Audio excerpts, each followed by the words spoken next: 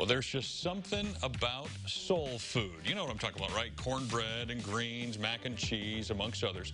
Here to break down a few special recipes when it comes to soul food, U of I Extension nutrition and wellness educator, Caitlin Mellendorf. Hi, Caitlin. How are you? Doing well. Thanks for having me. Well, it's Black History Month, and so very appropriate time to be talking about soul food.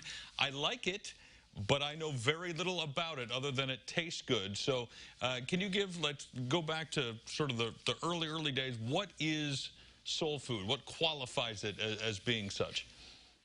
Right. So being part of African history, and particularly in the Americas, so we have slaves coming into the Americas, and they're bringing in their culture and the foods that they're used to with their own experiences, and that has just evolved over the decades and the centuries to be what is modern day soul food.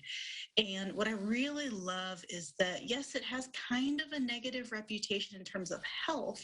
So things like mac and cheese, fried chicken, but there's a lot of different vegetables, fruits, and beans that make up a lot of soul food recipes, which adds some really good nutrients to soul food. And it is very much a celebration food. So I think that's very true of a lot of cultural foods as we eat them during times of celebration, during, big events in life. And soul food is absolutely one of those foods too. And so we see a lot of those fruits like black-eyed peas. We see things like sweet potatoes. We see things like collard greens, mustard greens. Watermelon is one of those fruits that would have been, domesticated over the years.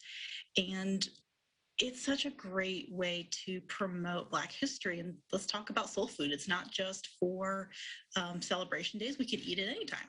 So there is a way to get both the great taste and do it in a somewhat healthy manner as well. So you have several recipes for us that you want to share. I believe one of my favorites, jambalaya, is on that list. Yeah, so we've got a jambalaya recipe to share, a oven fried chicken recipe, and a side dish which includes okra and tomatoes.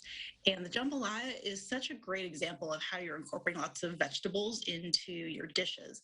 And we also hear, along with soul food, we hear the terms of Cajun and Creole, and those are also styles of cooking that would fall under soul food. And so jambalaya is a great example of that. So we usually have sausage as well as chicken in jambalaya, and then we're adding in other vegetables, onions, celery, bell peppers, jalapeno, to add in some nice flavors and some nice spices. And whether you're going to serve it with rice or cornbread, it's going to be a really tasty dish to try out. And funny enough, so the black-eyed peas that I mentioned earlier, I did not plan or time this in any way. So this is just a nice coincidence.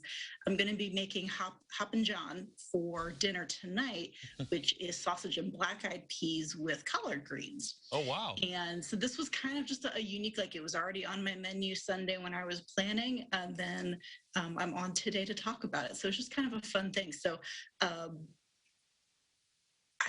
love that little synchronicity there. I do too. Quickly before we end here, tell me about okra. I don't think I have ever had it, but it feels like everybody raves about it. And I need to try it. So when I do, what should I expect? What does it taste like? What is it reminiscent of? So probably a lot of people are familiar with fried okra. So that's a very popular way to prepare it. But you can also see the dish that we're going to share with the okra and tomatoes. It's a smallish green pod, and it's got some seeds inside, and it's got a fairly mild taste, in my opinion. So it's going to benefit from all of the different spices and herbs that you can add to flavor it. The challenge can be is if you don't cook it very soon after cutting it into maybe like coin shapes, those seeds do start to get kind of slimy. And so I think a lot of people associate okra with sliminess. So one way to combat that is just to make sure that you're going to cook it up as soon as you can.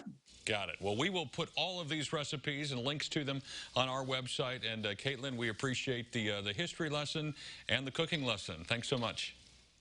Thanks for having me. Absolutely. All those details, just look at the Illinois Extension website. We'll get you all of that at our website, which is ciliving.tv.